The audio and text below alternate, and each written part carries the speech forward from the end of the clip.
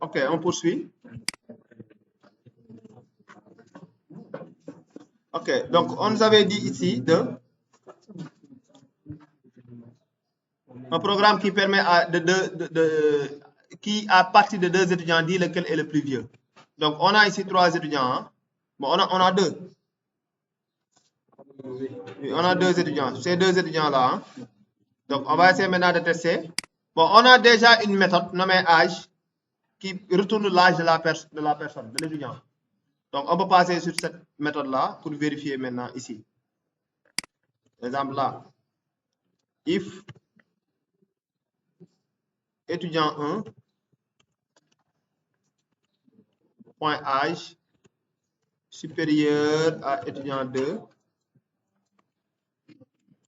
point âge. N'est-ce pas? Bon, si on a par exemple l'âge de l'étudiant 1 qui est supérieur à l'âge de l'étudiant 2, donc c'est l'étudiant 1 qui est le plus âgé. Donc je vais faire ça sous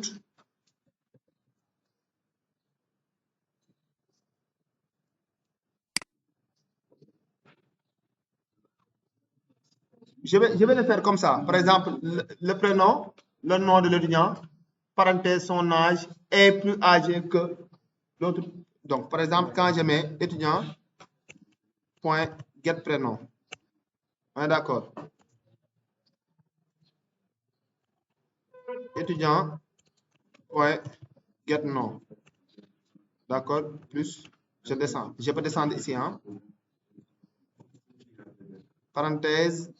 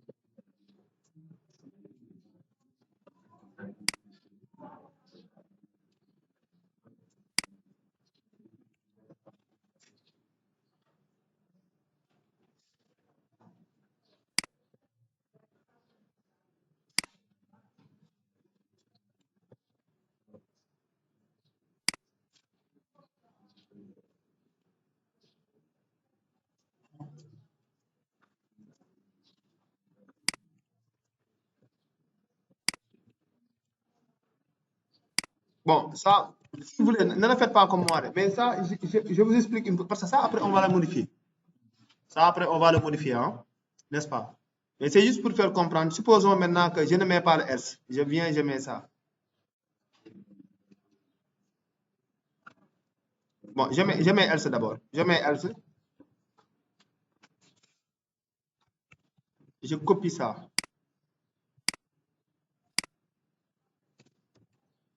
Je colle, mais je fais le contraire. Hein. Ici, c'est 2. Là, c'est 2. C'est 1.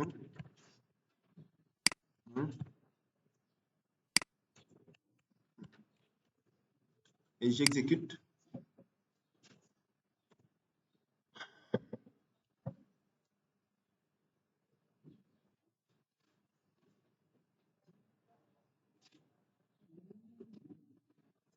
Donc, regardez bien ce que je veux. Vous allez voir que Penda,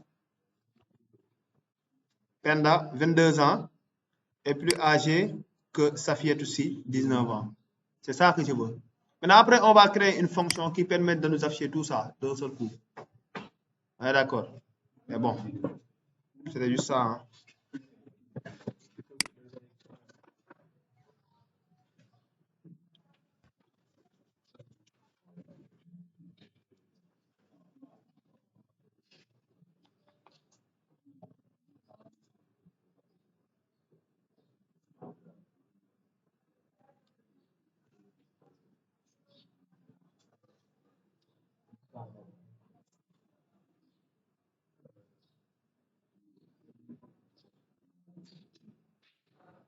Mohamed, gisoo. Hein? Concaténation ici, vous ne faites pas très attention.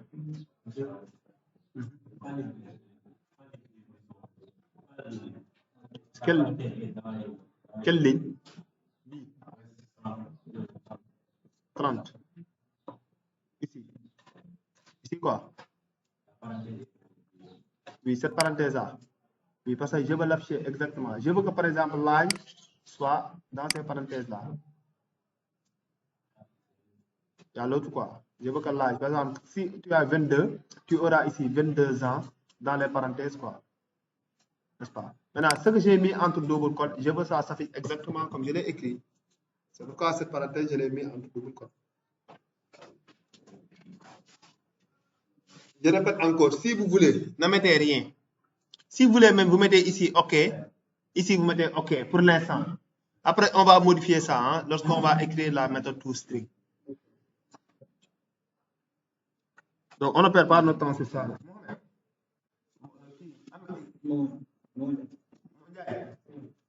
Donc, vous tous, hein, si vous avez un problème pour prendre ça, ne prenez rien. Parce que moi, je vais ça, on va le modifier. Hein. Parce que ça, je l'ai fait comme ça pour juste anticiper ce qu'on fera tout de suite. Regardez, la méthode qui suit, on demande de la méthode toString. Donc, laissez comme ça, même si vous avez des erreurs. En tout cas, le plus important, c'est les conditions à poser. On est d'accord? Maintenant, on revient ici au niveau de l'exercice du TP. Le point suivant, on demande de redéfinir.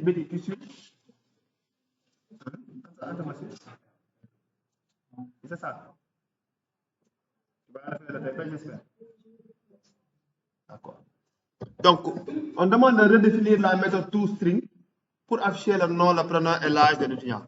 Donc, la méthode toString est une méthode déjà existante. C'est une méthode, par exemple, prédéfinie. D'ailleurs, même son nom, c'est toujours toString. Tout A, string, c'est shell. Donc, c'est une méthode qui retourne toujours une chaîne de caractères. Maintenant, on peut la prendre et la redéfinir. Redéfinir une méthode n'est rien d'autre maintenant que de changer son corps. Exemple, vous avez une méthode. Bon, cette méthode-là, par défaut, dans son corps, il n'y a rien d'intéressant. Par défaut, ici, si vous appelez la méthode toString, vous aurez le nom de la classe ainsi que l'adresse maintenant de l'objet. Seulement. Donc, c'est une méthode qui a été définie dans la classe object. Et maintenant, la classe object, toutes les autres classes en héritent. Toutes les classes que vous créez, indirectement, héritent maintenant de la classe object. Et maintenant, si vous avez une classe A qui hérite d'une classe B, la classe A a accès à toutes les fonctionnalités de la classe B. Ça a hérité. Donc, la classe étudiant hérite de la classe object. Donc, un objet de la classe étudiant peut avoir accès maintenant à la méthode toString, même la redéfinir, changer seulement son corps. Et ici, on demande de redéfinir cette méthode pour que cette méthode retourne le nom, le prénom et l'âge de l'étudiant. Et nous, si vous regardez bien au niveau de l'affichage, c'est ce qu'on a fait. Prénom, nom et âge. Donc, ce qu'on va faire maintenant, les gars, nous allons maintenant, je vous montre, bon, toString, je l'ai mis quelque part. Hein. D'ailleurs, ça est là. La méthode toString est définie dans la classe object. En conséquence, toutes les classes Java en héritent. Dès l'instant que, bon, pour l'instant, on n'a pas encore vu l'héritage. Mais arrivé là-bas, vous allez bien comprendre. Tchoun, bisous, malon, gars. Navam. Lala. T'es malade? La méthode toString définie dans la classe object ne fait pas grand-chose. Elle renvoie le nom de la classe de l'objet concerné, suivi de l'adresse de cet objet. C'est ce que j'ai dit tout à l'heure. Bon, après, je vais vous montrer ça tout de suite. Hein. Cette méthode est utilisée par la machine Java toutes les fois où elle a besoin de représenter un objet sous forme d'une chaîne de caractères. N'est-ce pas? Donc, c'est ce que vous avez ici. Excusez-moi. Allô? No, what? Cool. Hein?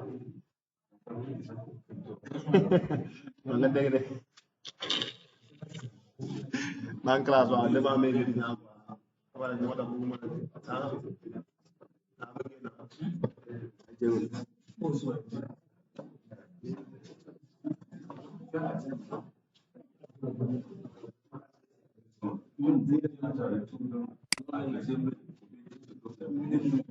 maintenant qu'on va afficher, regardez quand je vais afficher, quand je mets étudiant 1 point Regardez, toString. Vous avez vu que c'est une méthode déjà existante. Regardez ce que fait cette méthode-là. Je mets et j'exécute.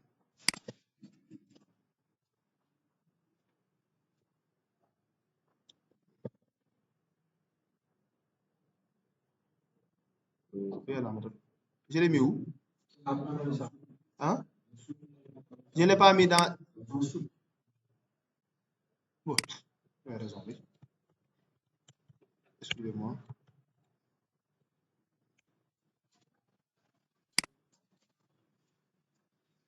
Excusez-moi, puisque c'est la méthode retourne, c'est une fonction, pas une procédure. Hein?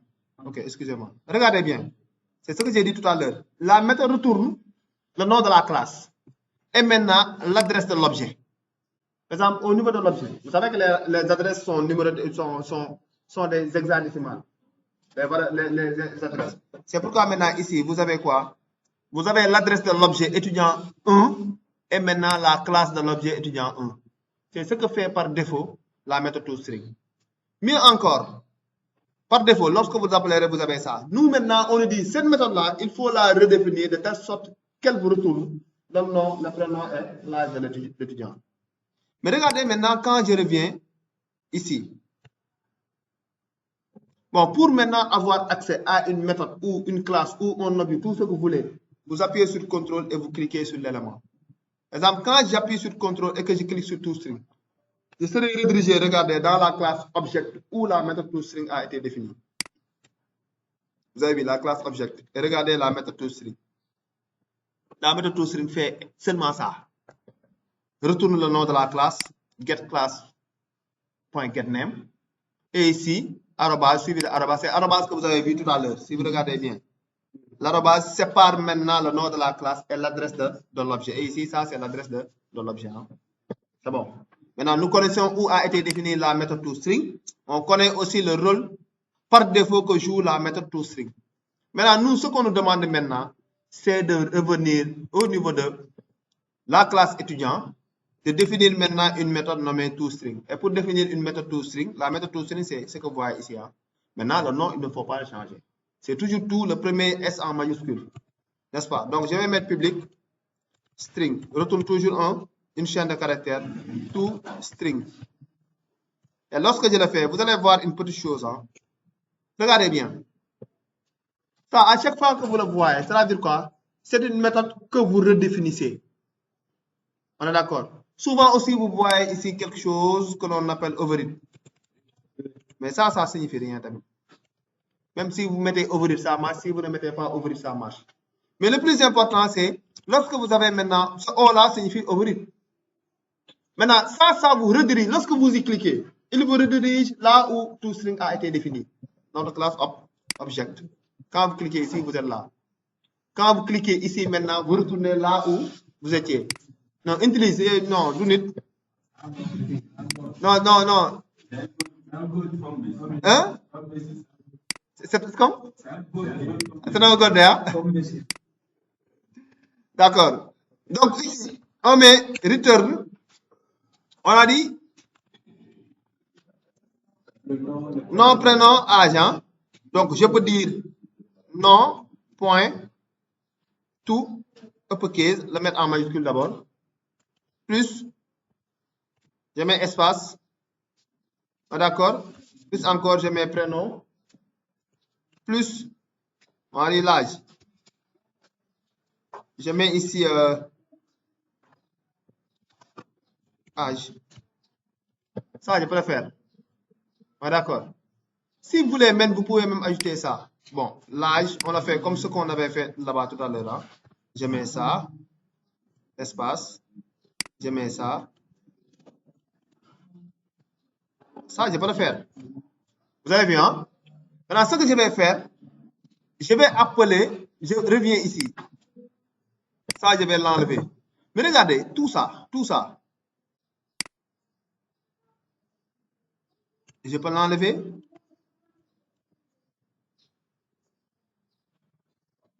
D'accord? Et je vais mettre seulement étudiant.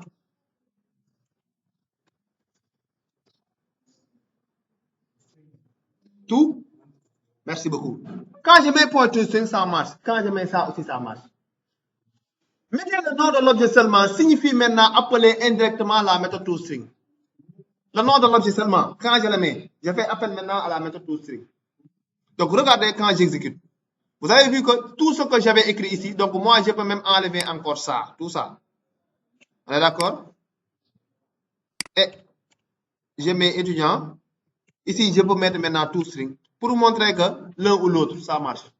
Et je vais exécuter.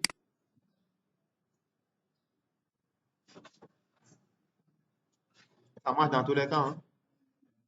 Ah, d'accord. Donc là où on avait écrit, c'est pourquoi tout à l'heure je vous avais dit, ce n'est même pas l'appel d'écrire tout ça. Si vous voulez, oui, tu es dedans. Oui, tu es dedans. Bonjour. Quand vous avez compris ça, c'est aller dans L. C'est aller dans là? Oui, c'est pourquoi je modifie ça. Je modifie dans L, c'est pour voir.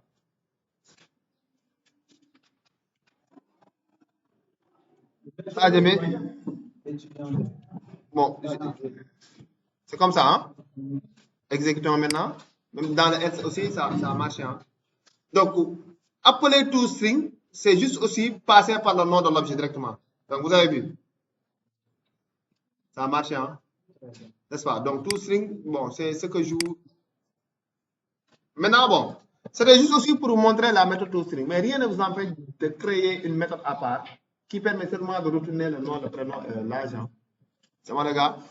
Prenez toString et là. toString, vous la définissez dans étudiant.java et vous l'appelez dans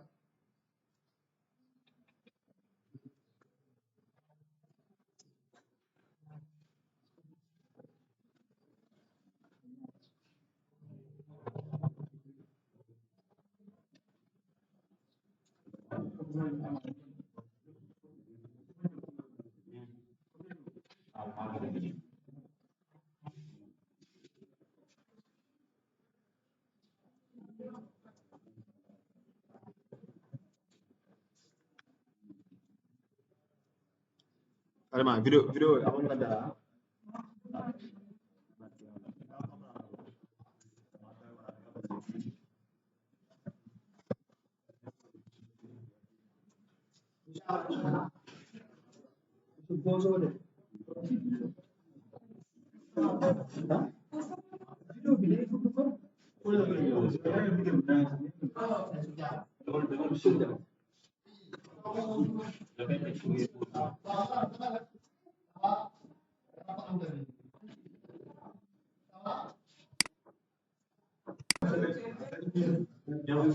Ok, maintenant, le point suivant, il y a ce qu'on appelle maintenant utilisation des attributs de classe statique. Bon, on l'a déjà fait, mais avec des méthodes de classe. Vous vous rappelez bien lorsqu'on faisait le premier TP avec les méthodes qu'on définissait. À chaque fois, chaque méthode avait statique. Parce qu'on le mettait dans la méthode main, dans la classe main. Et dans la classe main, nous avons la méthode main. Toutes les méthodes qui se trouvent dans la classe où on a la méthode main seront statiques. Pourquoi? Parce que vous n'avez pas besoin d'un objet, parce que la classe main, vous ne l'instanciez pas. Et pour avoir accès à un élément d'une classe, il va falloir que vous ayez une instance pour y avoir accès. Par contre, les éléments qui sont statiques, pour y avoir accès, il faut passer par le nom de la classe, non par le nom de l'objet. Donc, si vous avez un élément statique dans une classe, vous pouvez avoir accès sans pour autant même que vous créez des instances de cette classe-là. Parce qu'il faut juste que vous compreniez une petite chose. Si par exemple vous avez une membre, il y a ce qu'on appelle un membre de classe. Les membres de classe, on les appelle des membres statiques. Pour y avoir accès, vous passez par le nom de la classe. Il y a ce qu'on appelle aussi des membres d'instance. Les membres d'instance, ce sont par exemple les... Bon, quand je dis membres, je fais allusion aux attributs et aux méthodes. Pour les membres d'instance, pour y avoir accès, il va falloir que vous ayez une instance de la classe, par exemple un objet. Exemple, si par exemple vous avez étudiant 1 et étudiant 2, mais pour avoir accès au nom de l'étudiant 1, vous mettez étudiant 1.getNom. Pour avoir accès maintenant au nom de l'étudiant 2, vous mettez étudiant 2.getNom. Donc, le nom de l'étudiant 1 et le nom de l'étudiant 2 sont deux emplacements mémoire qui ne se recouvrent pas. Par exemple, on a donné deux emplacements mémoire. D'accord. Pour y avoir accès, il faut passer par le nom de l'objet. Par contre, maintenant, si c'est un élément qui est statique, ce n'est pas l'objet qui vous permet d'y avoir accès à sa valeur. Mais par contre, tous les objets peuvent y avoir accès. Et ça, c'est un problème. Pour éviter ça maintenant, c'est pourquoi nous demandons seulement à la classe d'y avoir accès. Parce que supposons maintenant que vous avez un membre statique qui est égal à 10 en entier. L'objet A la modifie à 15. L'objet B aussi. Il suppose qu'il y a toujours 10 là-bas, mais l'objet A l'a modifié derrière. Donc, je ne sais pas, est-ce que je me fais comprendre? Cela veut dire quoi? Vous avez une variable qui est là. Vous avez un membre statique. Un objet A, objet B, objet C. Tous ces objets-là peuvent avoir accès à cet élément-là. Mais ça, c'est très dangereux.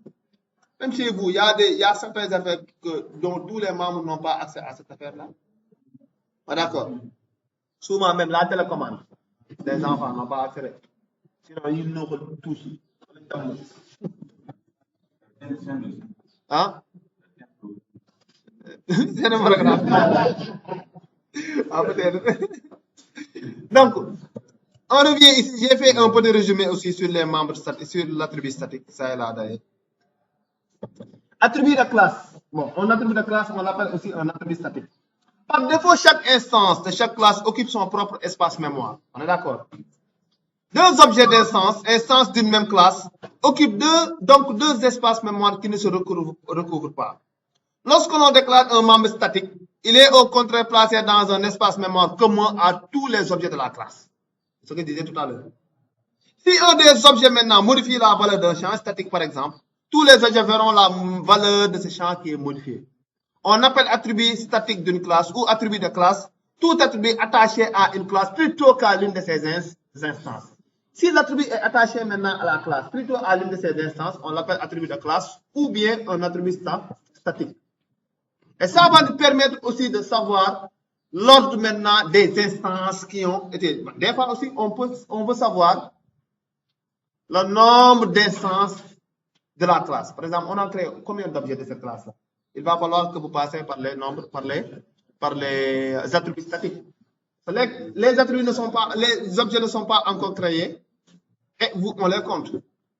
Donc, si par exemple l'attribut statique, c'était l'objet qui le manipulait, il y aurait un problème parce que même si l'objet n'existe pas, vous pouvez manipuler maintenant l'attribut de classe via maintenant le nom de la classe. D'ailleurs, même en dehors de la classe, pour avoir accès à l'attribut de classe, il faut passer par le nom de la classe, pas par le nom de l'objet. Si vous mettez le nom de l'objet, vous ne verrez pas l'attribut. C'est bon, les gars? Donc, un attribut statique peut exister, être référencé, même si aucune instance de cette classe n'existe. Et maintenant, un attribut statique ne peut être référencé par le mot this.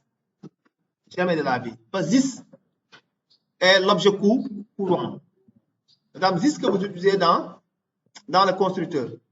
This, cela veut dire quoi? L'objet courant, son nom, on le modifie. Ainsi de suite.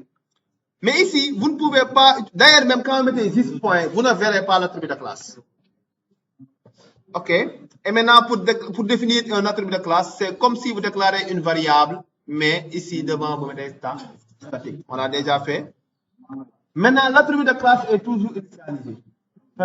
Toujours, hein? Bon, à 0 ou bien tout ce que vous voulez. Mais en tout cas, il faut à sa définition vous lui donner une valeur.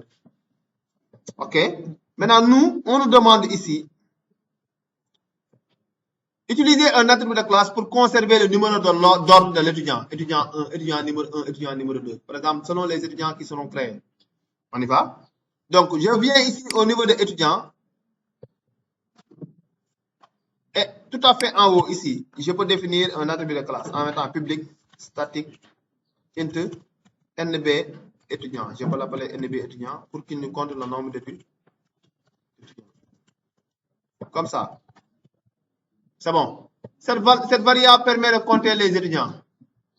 Mais, les étudiants qui seront créés, quel est maintenant l'élément ou bien les éléments qui nous permettent de créer des objets ou bien des instances d'étudiants dans la classe étudiante? Quel est l'élément qui est chargé de créer les objets dans une classe?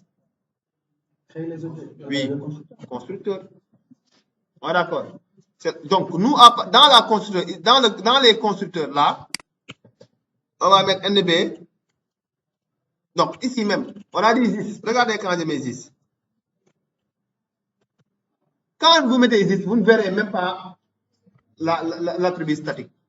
Donc, il faut soit vous mettez étudiant point NB pour le voir, ou bien ne mettez pas étudiant parce que vous êtes déjà dans la classe. Donc, pour avoir accès aux éléments qui sont statiques, il faut passer par le nom de la classe. Mais puisque vous êtes dans la classe, ce n'est pas la peine de passer par son nom. Mais en dehors de la classe, pour avoir accès à NB étudiant, il va falloir que vous passez par le nom de la classe. Donc ici, je peux mettre directement NB plus plus. Cela veut dire quoi? À chaque fois qu'un étudiant est créé, on incrémente. Je vais le mettre aussi ici. NB plus plus. Donc, NB plus plus, vous le mettez dans NB étudiant plus plus, vous le mettez dans les deux constructeurs. Vous dites? Amin.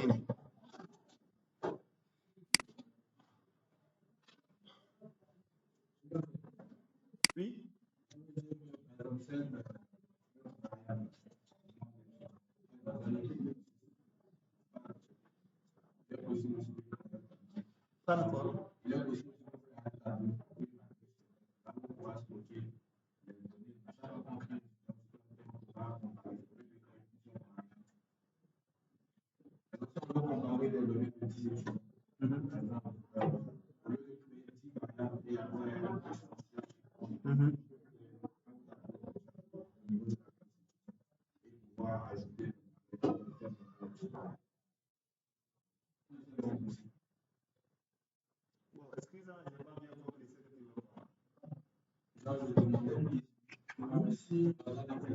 Oui.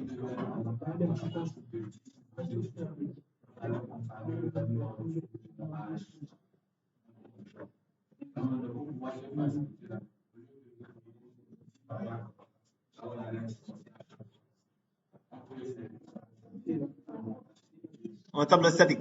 Oui, même un tableau qui n'est pas statique.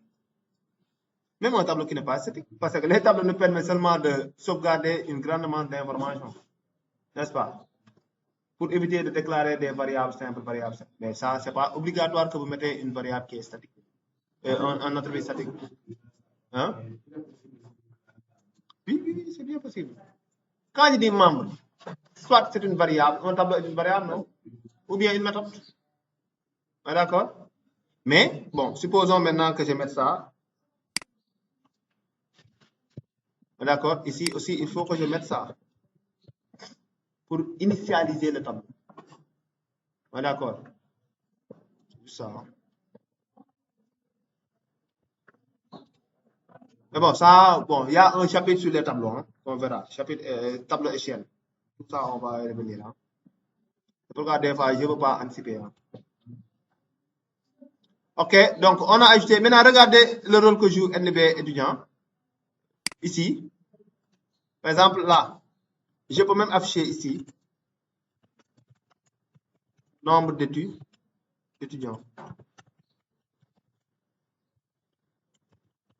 Nombre d'étudiants, c'est NB étudiant.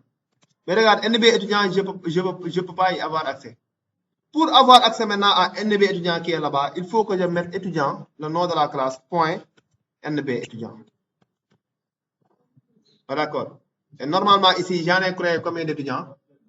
Si tout se passe bien, on doit avoir 2. Parce qu'à chaque fois que l'on crée via un constructeur, on compte. Jusqu'à que nous ayons 2. Et ici, ça marche. Hein. Moi, je n'ai pas écrit étudiant. Adieu.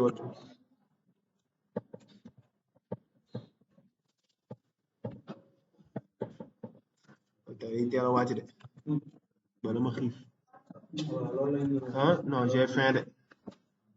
Avec Douglas vidéo. Monsieur Dougré, hein? Ah.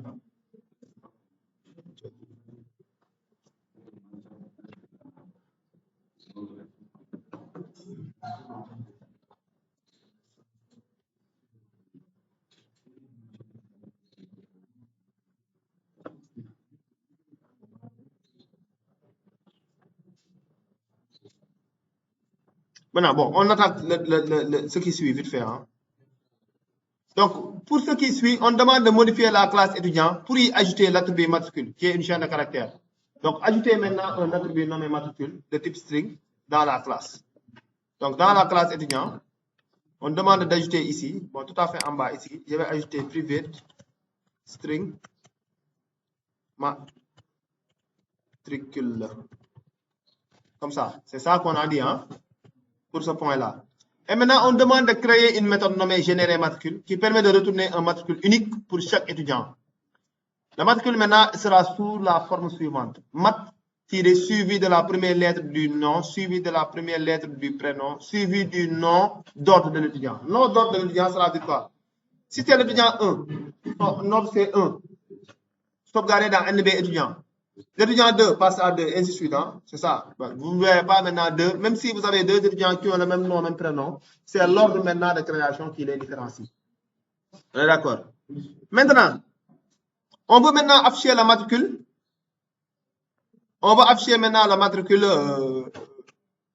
en dehors de la classe. Parce qu'on a dit une méthode qui permet de retourner. Mais attention, cette méthode, on a dit, regardez, cette méthode n'est accessible qu'à l'intérieur de la classe. Donc, c'est une méthode qui est privée. On est d'accord? Donc, c'est une méthode qui est privée qu'on va créer et après, c'est cette méthode qu'on va passer maintenant à matricule. Mais matricule, on va l'afficher en dehors de la classe, alors que matricule aussi est un attribut qui est privé. Donc, il va falloir qu'on crée à matricule un getter, mais pas un setter. Parce que le setter permet de modifier la valeur. Alors que les matricules sont générées. Vous, est-ce que vous pouvez modifier vos matricules? Non. Donc, le matricule, on le crée seulement un getter. Et je pense que je vous avais montré comment on génère. Donc, ce qu'on va faire, juste ici. Oui. Le job de modifier la classe étudiant et ajouter matricule. Vous dites? L'énoncé dit modifier la classe étudiant et y ajouter matricule. Oui. On n'est pas censé entrer au niveau de étudiant, vu qu'on a, lorsqu'on a fait le constructeur, le étudiant, on a mis nom, prénom. C'est pas là-bas qu'on va modifier ou bien? Oui, c'est là-bas. J'ai ajouté, modifier, c'est ajouter seulement. Ça. Ah, c'est juste ça. C'est juste ça. Parce que quand on dit modifier la classe, avant par exemple qu'on parle de modifier, matricule n'était pas là. Modifier, c'est ajouter, soit supprimer, ou bien modifier quelque chose qui existait déjà. Ah, d'accord. Modifier, ça veut dire quoi? Oui. On va ajouter seulement un attribut, n'est-ce pas? Nommé matricule de type chaîne. Par exemple, on va le modifier pour y ajouter. On a changé seulement l'état de la classe, n'est-ce pas? Vous ajoutez un attribut private string matricule. On est d'accord? Vous ajoutez ça. Et après, vous créez juste une méthode privée. Mais avant même de créer cette méthode privée-là, soit vous générez le matricule, bon, soit vous le générez ou bien vous le créez, hein, le getter.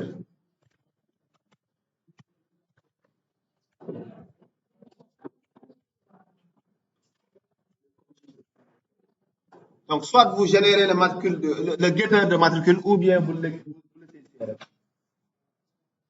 Après avoir ajouté l'attribut matricule, il faut que vous créez aussi un getter.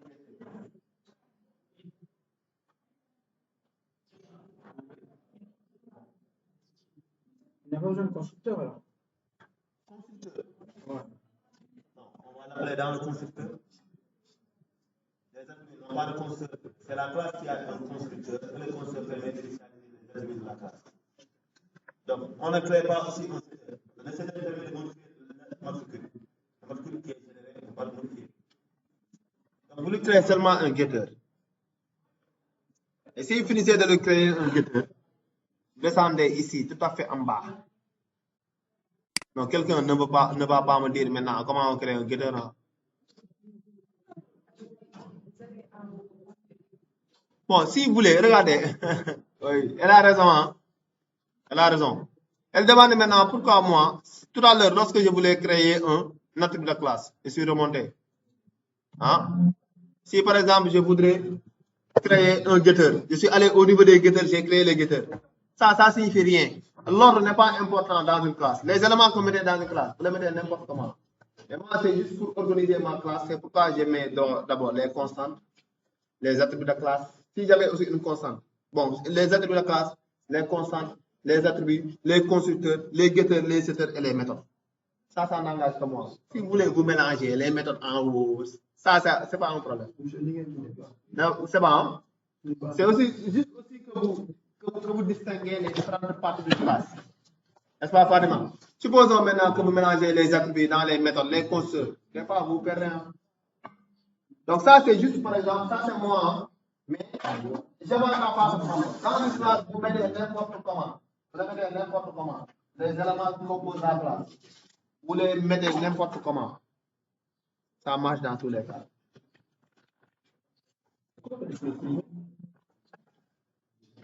Donc, pour la méthode ici, c'est private string générer matricule.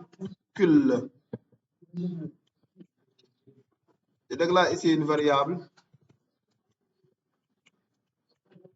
Mat reçoit. On a dit que mat reçoit mat suivi de la première lettre du nom. Mat tiré. Suivi. Première lettre du nom, c'est quoi? Première lettre. Comment faire pour avoir accès à la première lettre du nom?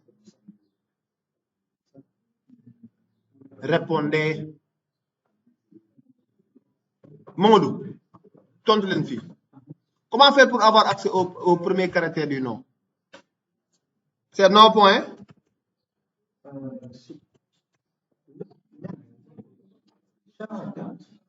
S'il vous plaît aussi, les gars. Charat, c'est une méthode qui prend en paramètre un entier et retourne la caractère qui se trouve au niveau de cet entier-là. Donc, pour avoir accès au premier caractère, je mets charat de 0. Plus prénom charat de 0 aussi, parce qu'on a dit aussi, je pense, premier caractère, première lettre du prénom, suivi du numéro d'ordre. Et le numéro d'ordre, nous le connaissons tous, c'est NB étudiant. Et après, on le retourne.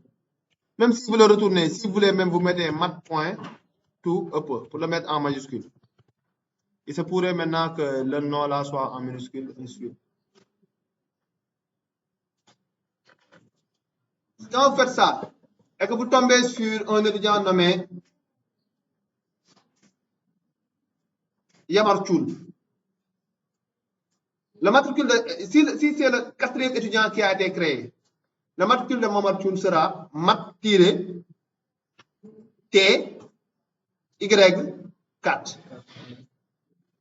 Ah, d'accord. Maintenant, si Yamar Choul a été écrit en minuscule, nous, on ne se soucie pas de son matricule sera en majuscule, parce qu'en le retournant, on l'a converti aussi en majuscule. Maintenant, une méthode qui est définie et qui n'est pas appelée ne sera jamais active. Ah, d'accord. Nous, quand est-ce qu'on aura les informations, nom, prénom de l'étudiant? À la création. Et qui crée ici? Ce sont les constructeurs. Donc, il faut appeler cette méthode-là au niveau des constructeurs et on le passe à matricule. Parce qu'on a dit que si vous avez une méthode qui est privée, il faut l'appeler dans la classe. Parce que cette méthode-là est inaccessible en dehors de la classe. Et cette matricule-là, cette méthode-là génère un matricule. Donc, lorsque vous finissez ici, ce que vous allez faire dans les deux constructeurs, c'est mettre 10 points matricule.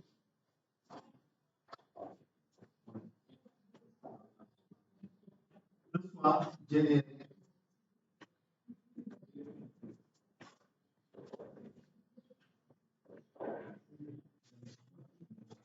Et maintenant, via maintenant le getter de ce matricule, on aura accès à sa matricule en dehors de la.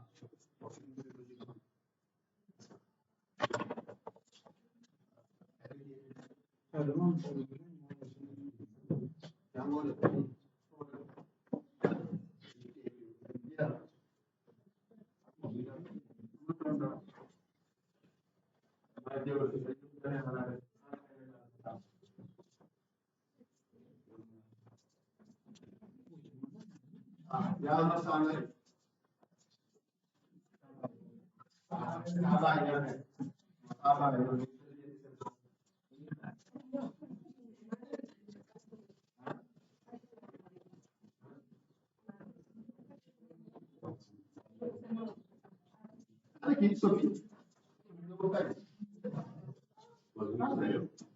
moi qui ai mis une erreur.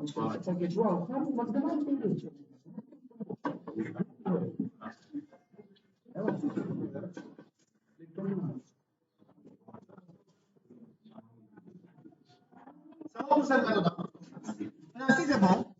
vient au niveau des deux constructeurs.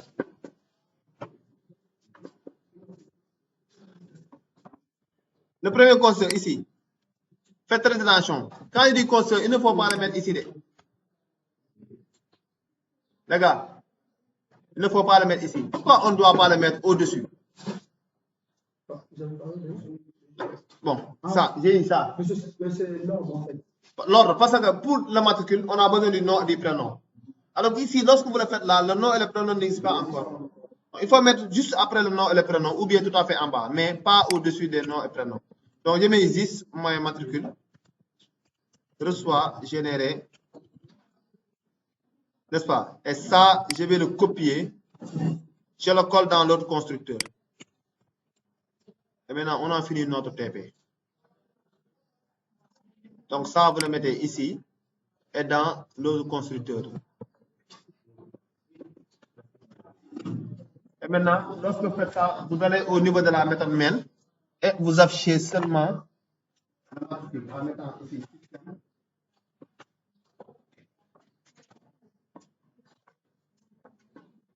point out, point println.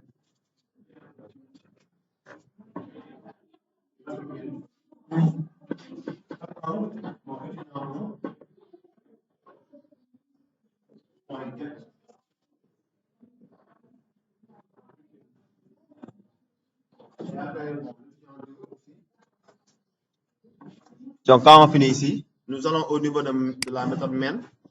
Juste ici après, shoot.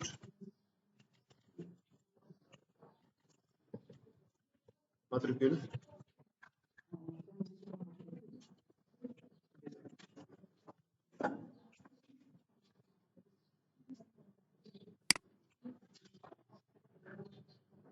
Donc, on affiche le matricule de l'étudiant 1 et le matricule de l'étudiant 2. Hein.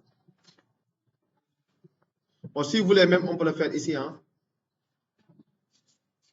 Par exemple, au niveau des affichages. Hein. Tout à fait en haut, quoi. Bon.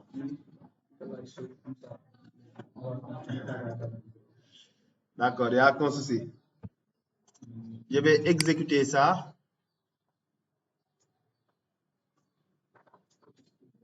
Et maintenant, ici, regardez bien. Regardez pour les matricules. On a Math SS1. Le premier étudiant qu'on a créé, c'est Safia Toussi. Vous avez vu SS. C'est le premier, c'est pourquoi ici vous avez 1. D'accord. La deuxième étudiante, c'est Pendaba. C'est pourquoi ici vous avez BP2. Si on avait maintenant un troisième étudiant, ainsi de suite. Hein, ça, même si vous avez deux étudiants qui ont le même nom et le même prénom, maintenant l'ordre de création sera différent. Hein. Donc ici, je vais arrêter la vidéo pour ne pas qu'elle soit longue.